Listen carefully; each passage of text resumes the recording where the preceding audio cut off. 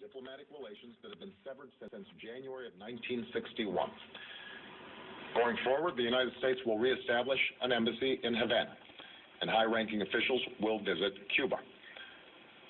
Where we can advance shared interests, we will, on issues like health, migration, counterterrorism, drug trafficking, and disaster response.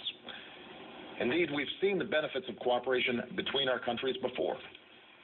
It was a Cuban, Carlos Finlay, who discovered that mosquitoes carry yellow fever.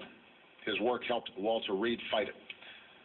Cuba has sent hundreds of healthcare workers to Africa to fight Ebola, and I believe American and Cuban healthcare workers should work side by side to stop the spread of this deadly disease. Now, where we disagree, we will raise those differences and human rights in Cuba. I believe that we can do more to support the Cuban people and promote our values through engagement. After all, these 50 years have shown that isolation has not worked. It's time for a new approach. Second, I've instructed Secretary Kerry to review Cuba's designation as a state sponsor of terrorism. This review will be guided by the facts and the law. Terrorism has changed in the last several decades. At a time when we are focused on threats from Al-Qaeda to ISIL, a nation that meets our conditions and renounces the use of terrorism should not face this sanction. Third, we are taking steps to increase travel, commerce, and the flow of information to and from an openness, and also expresses my belief in the power of people-to-people engagement. With the changes I'm announcing today, it will be easier for Americans to travel to Cuba, and Americans will be able to use American credit and debit cards on the island.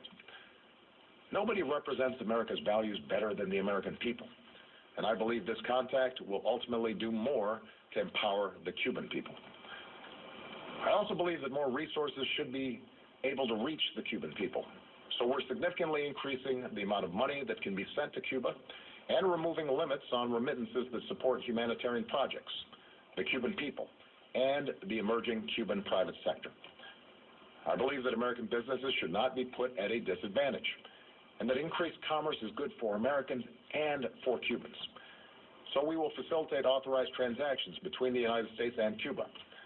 U.S. financial institutions will be, and it will be easier for U.S. exporters to sell goods in Cuba. I believe in the free flow of information. Unfortunately, our sanctions on Cuba have denied Cubans access to technology that has empowered individuals around the globe. So I've authorized increased telecommunications connections between the United States and Cuba.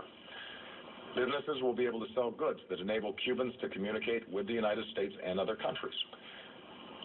These are the steps that I can take as president to change this policy. The embargo that's been imposed for decades is now codified in legislation. As these changes unfold, I look forward to engaging Congress in an honest and serious debate about lifting the embargo.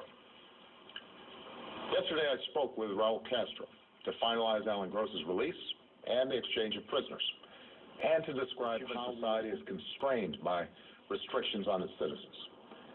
In addition to the return of Alan Gross and the release of our intelligence agent, we welcome Cuba's decision to release a substantial number of prisoners whose cases were directly raised with the Cuban government by my team. We welcome Cuba's decision to provide more access to the internet for its citizens, and to continue increasing engagement with international institutions like the United Nations and the International Committee of the Red Cross that promote universal values. But I'm under no illusion about the continued barriers to freedom that remain for ordinary Cubans. The United States believes that no Cuban should face harassment or arrest or beatings simply because they're exercising a universal right to have their voices heard. And we will continue to support civil society there. While Cuba has made reforms to gradually open up its economy, we continue to believe that Cuban workers should be free to form unions. Moreover, given Cuba's history, I expect it will continue to pursue foreign policies that will at times be sharply at odds with American interests. I do not expect the changes I'm announcing today to bring about a transformation of Cuban society overnight. But I am convinced that through a policy of engagement, we can more effectively stand up for our values and help the Cuban people help themselves as they move into the 21st century. those who oppose the steps I'm announcing today, let me say that I respect your passion and share your commitment to liberty and democracy.